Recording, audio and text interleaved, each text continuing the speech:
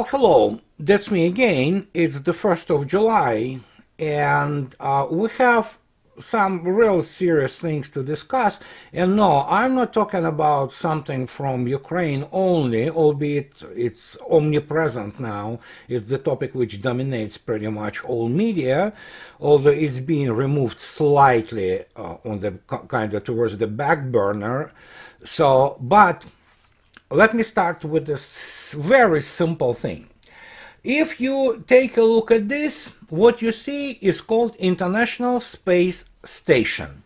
If you look attentively at the photograph of the International Space Station, that basically about 70% of what you see on this photograph, or about 35% of the whole International Space Station when looked as a whole, was built by Russia. As you can see yourself, here you can see both Nauka module, you have the Zvezda module, you have one Progress, one Soyuz, another Soyuz parked and moored, so to speak, to the International Space Station, and basically even the major life support systems in the International Space Station, they are basically Russian technology, and power is provided by Russian module and things of this nature. So, and there are computers, gyroscopes, and what have you. So the reason I introduced it to you, not to mention the fact that for the last, with the exception of the last half a year, so to speak, but for the last many years, so I don't know, 5, 6, probably Russia was the only right for the American and international astronauts to the International Space Station, and even today, those three like-looking spacecraft attached to it, two of them are Soyuz vehicles, and they are there basically not only taxi cabs, but they are what saves you. They're salvage or escape pods, basically, which provide the additional security for the astronauts and cosmonauts which are on space station in case of the emergency. Hopefully it never comes. So, why did I bring this to your attention, and why it is worth noting? Because obviously people expect me now again go back to operations and explaining why the hell the Ukraine is basically done. Let me explain. My job, and actually part of my job, and believe me, it's excruciating part, and I do not enjoy it whatsoever. I really hate it, actually, to be frank, is to kind of get the stick and go into the, dumpster and start, poking this, basically crap, piles of steaming bullshit, which are produced by the Western media, because basically they, as I already stated, most of the people who work for the mainstream established media in the West, they already basically made a deal with their consciousness, or they are just psychopaths and, compulsive liars, and in other words, they are assholes. So, and here it is. The reason I introduced this International Space Station is the fact that if you look at this headline by Wired, no less, this is what it states. It was on June 22. Read it attentively. In Russia, Western planes are falling apart after months of sanctions that have made critical repair parts difficult to access. Aircraft operators are running out of options. And then, of course, they go as usual. They get some, who knows which, Russian experts, but primarily it's Western experts who begin to speak there, and you begin to read this article, and it's like, are those people really normal people? And I know a thing of two basically about the airspace and commercial airspace business. I was running the laboratory for Tier 1 subcontractor of Boeing and Bombardier, so I kind of was around, not that I know everything, by far not, but I certainly have an idea how it is done and what goes into the quality management systems. But the more you begin to read this article, it comes down to this interesting thing. Look what it actually basically concludes with. Don't misunderstand the Russian capability with aeronautical engineering. pardon my French, no shit. So, and that's the whole point. The country which designed and built and was the core, key player in building international space stations certainly have some, I would say, modern amateur expertise and technologies to deal with the commercial aviation. And here it is. Says Kingsley Jones, they are a very capable nation. They have their own aircraft manufacturing industry and are quite capable of maintaining the aircraft they do. But as Russian airlines run down their supply of official spare parts, they are going to be forced to adopt alternative measures. In April and May, Russian authorities widened the pool of companies that can service planes operating in the country beyond international norms. I don't think it is these aircraft are flying death traps, says Kinsey Jones. It's more that there is an unknown quantity about the whole thing. Third-party parts produced by Russian manufacturers could well be used to replace broken parts. This is something that happens in the rest of the world, but is frowned upon by the aircraft leasing companies that provide most of the planes to carriers. Well, guess what? It goes without saying, and this is the simplest logical conclusion. So the country which produces International Space Station and has its own highly developed, very sophisticated, and very advanced, one of the most advanced, probably two most advanced space programs. It certainly knows what metrology is, it understands how to develop materials, and it understands how to make all those incredibly complex and reliable parts. But evidently, the headline of Wired doesn't speak about it, because obviously they need to sell articles, and they need to sell articles along this famous and now basically stale, honestly, narrative that Russians are somehow backward people. But even the Western experts, they say, no, they're not. And here's the issue. Russia can definitely support the fleet of the Western aircraft, which it's essentially almost inherited by default by the stupidity of the Western governments and, of course, their sanctions regime, which by different estimates make something like up to 500 different foreign commercial aircraft, which are now located in Russia, and they range from Boeing 737-800s to Airbus 320, 321 new engine options.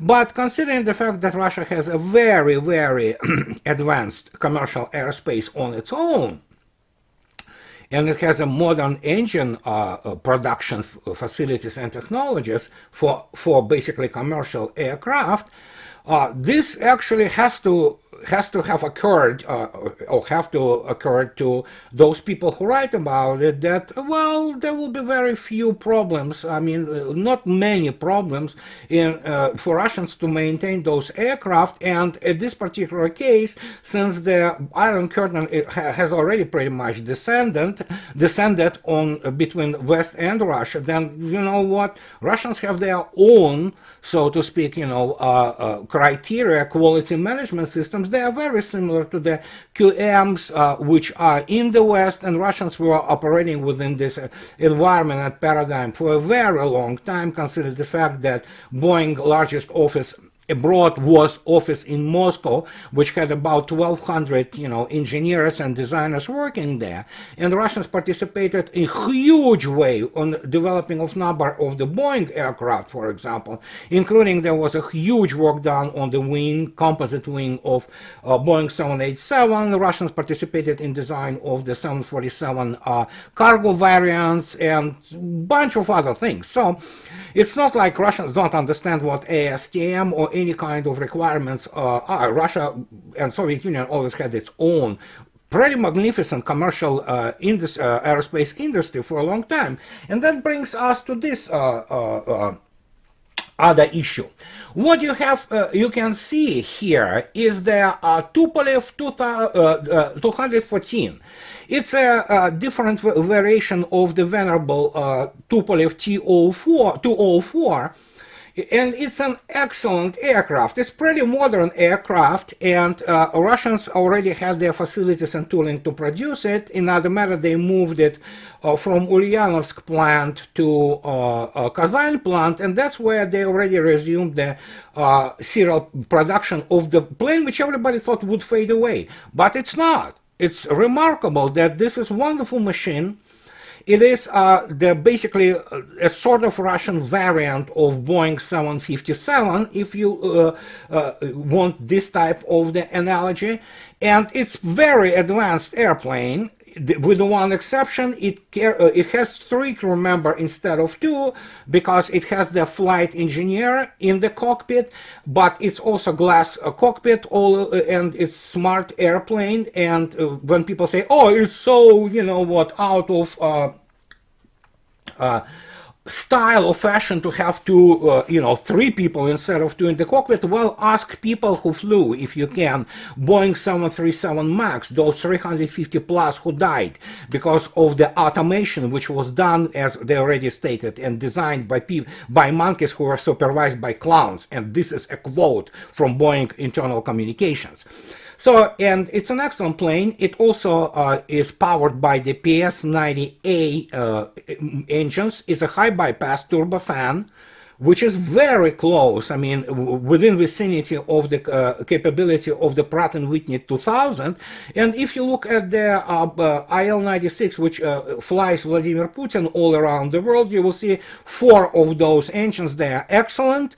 They are not the most modern, but they are fairly fresh engines, and they are very good performance. So, and Russia already plans to produce about 20 of those planes a year, which will complement very well fully Russified MS-21, which is already in serial production, and of course Sukhoi Superjet, regional jet, which is already produced. It's like 220 something of them have been already produced, and it's now being Russified. It's called Sukhoi Superjet 100 New. It's fully Russian airplane, including composite materials, and so Russia is doing just fine in terms of their commercial aviation, and they shouldn't really worry about all those Western planes, all those Boeings and Airbuses, because they will be maintained properly, because Russia is simply one of the major airspace nations in the world, and it has an incredible experience in producing things like International Space Station, or if anybody wants to look at it in a different way, how about the country which produces Su-57 and Su-35 combat planes? It's a safe bet that they will be fine, and those planes will not be falling from the skies as Wired reported. In fact, it's not really a report, it's yet another, ideological BS thrown at Western public, which still believe that Russians still drive those, horse buggies and live and, warm their houses with the goddamn firewood, being burnt on the floor in the living room. So, but that's the point of this, and that's what I wanted to make actually a presentation for you today, to understand what is going on, since Russia's doing fine, are doing fine. This is not to say that there are no problems with the, let's say, aerospace industry in Russia. There certainly are, as anywhere in the world. I mean, it's a huge industry. It's a gigantic, actually, industry. In Russia, it produces, truckload of the combat and commercial aircraft, and it will obviously going to be ramping it up for the internal market primarily. So it's a very serious industry, and yeah, its sanctions did a really magical trick on Russian aerospace industry, because they finally shook Russians out of this complete stasis, if you want to, and they started to develop. For example, like 7 years ago, Russia was very much dependent on the Western composite materials, despite the fact that Russia produced some of it. Today, Russia produces all of it. I mean, I believe there were 7 new production plants which produce all kinds of composite materials, ranging from carbon fiber to what have you. And they are used on the elements or wings, such as MS-21, of the Russia commercial aircraft. And obviously, you all probably heard that Russians are pretty good with the new engines. PD-14 brand new engine is already in serial production, and it's going to power obviously MS-21. So I don't think so there will be many aircraft falling from the sky. I'm talking about Western aircraft. They will be properly maintained, and God forbid to see any kind of the reports on some crashes, but you already know that for the most part, most of the airplanes today crash due to human error or some unforeseen circumstances. In terms of engineering and reliability, aircraft today are pretty safe, except for the Boeing 737 MAX. But other than that, they're pretty good. One of my most favorite commercial aircraft of all time, apart from 747, which I love dearly, and really saddened that this magnificent bird is being taken out of the basically from the skies. But I love original 777s. They're wonderful aircraft, beautiful airplane. It's a masterpiece by Boeing, and so I love to fly them when I have to fly. So that's kind of the point I wanted to make about the commercial aviation. But let's go back to more important headlines and things which we need to kind of talk about. And here is the what I wanted to concentrate, so to speak. It's this headline. Well, I am on the record. You can read yourself. This headline, that's yet another hypersonic missile fails in test and fresh setback for the program in the United States. And I want to stress, and especially for those journalists who do not understand the subject whatsoever and who really don't give a crap about the necessity to really get into the neck of the woods and study the subject. There are two types of the hypersonic weapons. Well, one of them, one of the types, so to speak, it's what I would call the quasi-ballistic or maneuvering blocks, which are, for example, something like Kinzhal, famous Kinzhal, which is being used in Ukraine extensively, and it's actually shook somebody's, universe. By the way, it was used on some of the objects of the Ukrainian armed forces. It is the basically quasi-ballistic, aeroballistic missile. It's the missile which flies most of its path, so to speak, to the target unpowered. It accelerates with the very strong, very powerful engine, which uses special fuels. And then, of course, once the engine shuts off, it begins to fly on its own, essentially, but it also maneuvers. And it also applies to both Kinzhal, which is operational tactical aeroballistic missile, which Russia deploys today fully, full combat deployment, full combat use now. And this is its range is more than 2,000 kilometers when you add it to the carrier, which is a MiG-31K, which carries one such a missile.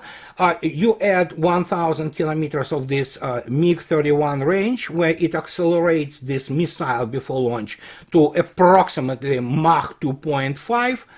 So we'll look at 3,000 kilometers, and it's almost, it's almost strategic, you can say that, in terms of, it covers pretty much all European continent, for example, if you want to consider its combat use.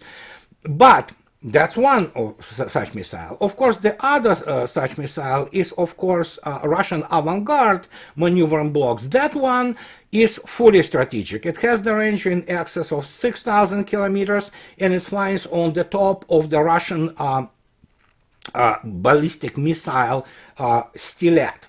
And that one is strategic because it can reach actually United States territory, and again, it accelerates by this first booster, so to speak, two-stage booster, I believe, Stilet has, and after that it accelerates to Mach 27 and begins to maneuver. So you cannot intercept either of them. You cannot intercept Kinzhal or Avangard, but Avangard is fully strategic. These are one type of the targets, or so to speak, hypersonic weapons. The other hypersonic weapon is which we call the powered flight hypersonic weapons. This is something like 3M22 Zircon, and it's also now fully combat ready and being deployed on the Russian ships. And on 2024, it will be deployed to the Russian submarines, starting from the Yasin class, and of course Oscar II class, which will be redesigned to carry many of those missiles. I will touch this just in a few minutes. So that one is different. Zircon doesn't fly on ballistic trajectory. The reason it doesn't fly on ballistic trajectory or quasi-ballistic trajectory or any other kind of ballistic trajectory, because it is fully powered from point A to point B. In other words, when it hits the target, it still flies under its own power, its engine. Some people say it's scramjet, some people say it's a ramjet. We don't know, so let's not speculate. It is definitely some kind of the, different type of the, it's not a jet engine, so to speak, classic jet engine. And that thing flies under its own power, and that is why it can basically control its own trajectories. It can go as high as 40 kilometers or 30 kilometers, fly there, and then attack completely vertically, or it can fly probably somewhere at 20 kilometers and then go in before the hitting target, maybe go into some sea skimming or low flying mode. Who knows? We know that that one is fully deployed right now at Russian Navy, and deployment continues, and it flies with the Mach 9, and basically it can change the speed. It can change the speed from Mach 5 to Mach 9 anywhere on this trajectory.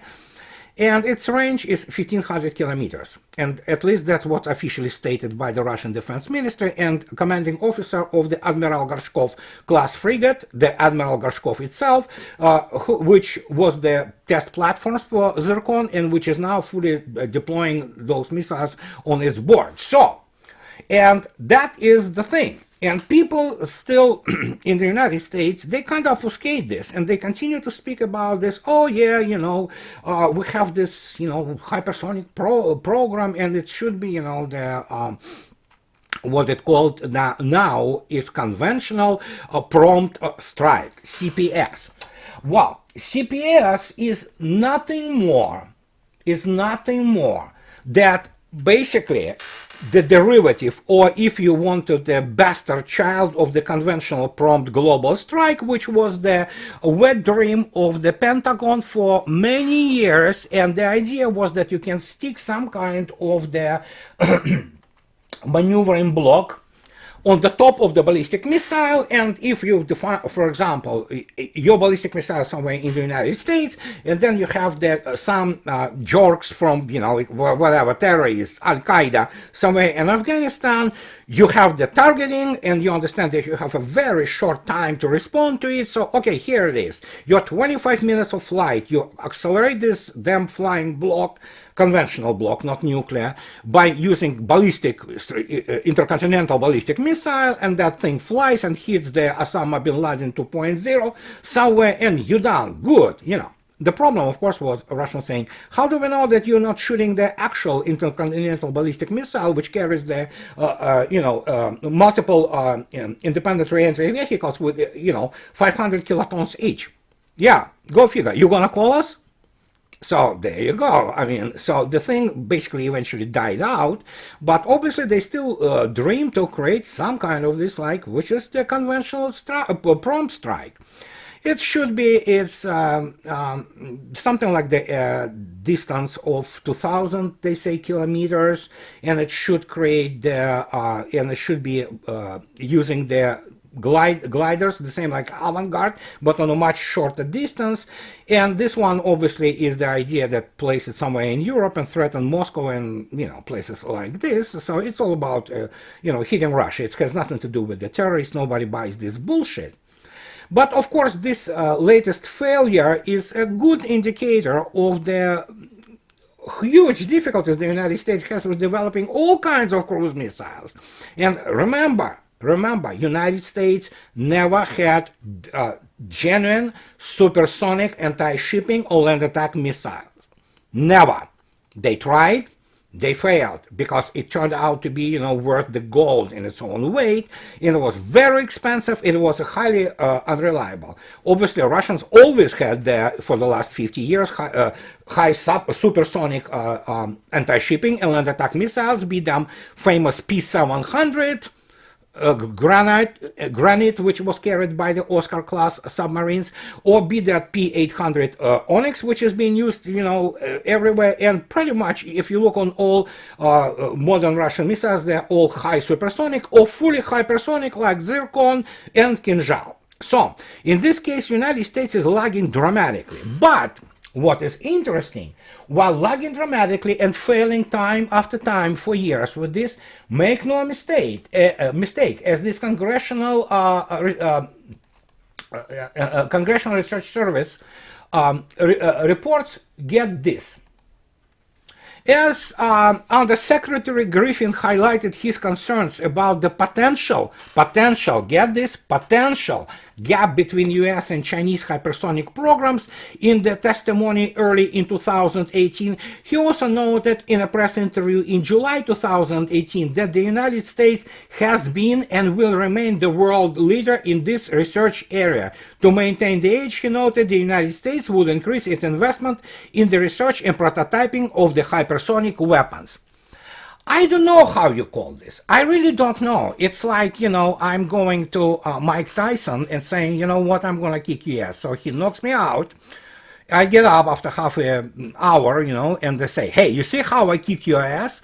Well, that's pretty much what they say. I mean, I don't know how else to translate this, of them being sore losers or what have you. Have no idea. But there is a gap, and the United States is lagging dramatically, actually, behind China in terms of their gliding vehicles, and especially in strategic applications, let alone behind Russia in any kind of the hypersonic weapons, because Russia is the only country, not even China, which actually deploys a full spectrum of the strike weapons with the hypersonic capabilities, be them already strategic avant-garde, be them already well-known and combat-used Kinzhal, or let alone Zircon. But since 2018, the United States didn't produce a single working prototype of the hypersonic weapon. I doubt it will produce anything like Zircon 3M22 hypersonic anti-shipping and land attack missile anytime soon. Maybe in a few years we will see some kind of the what is called conventional prompt strike, but it won't matter that much anyhow, because don't forget, Russia is producing already updated versions of S-400, but especially S-500 and S-550, which are designed to fight that type of hypersonic weapons. They're specifically designed for that. But of course, even the worst part, which goes for the United States, and which obviously is not good news, is this. This is Project 949A Oscar class, and this is one of those submarines, as you can see yourself in the dry dock, which is being repaired. And finally, there is some resolution about the submarine of this class, which is called Irkutsk, whose fate was finally decided. It was washing out, basically, in repair at Zvezda plant on the Far East. And finally, it became clear that, yes, the decision was made. It will be returned to the Russian Navy, namely Pacific Fleet. And this monstrous sub, as all Oscars are, will be carrying 72 different missiles and will be specifically designed to carry Zircon, which of course are a very bad news for pretty much any kind of NATO Navy. And apart from the already serial produced Yasin class Project 885 missile submarines, you have this situation that basically, once you have 10, 15, or even 40 Zircons deployed in the ocean, basically you collapse all operations of any navy to their shoreline, and even there's no even guarantee that this navy, in case of, God forbid, real war, will survive. Why it is so, I will be talking about this probably after the weekend, because I need to get introduction for you guys into the a little bit of the real serious naval tactics and operations, because this also matters, and we will be talking about some naval affairs too. So this is what I wanted to talk to you about today.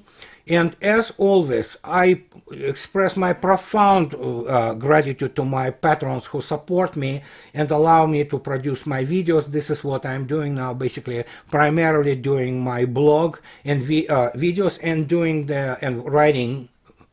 Yeah, good time of writing another book, but I'm writing it. So, guys, thank you very much. Profound thank you. And as always, those who can afford, please support me on the Patreon. And those who like my channel, definitely like me. And I, guys, probably will be talking to you maybe after the 4th of July. But anyhow, for my American friends, really happy 4th of July. I will be celebrating too, making the hot dogs and, you know, just what have you. So, this is what I wanted to talk to you about. And I'll talk to you later, guys. Bye-bye.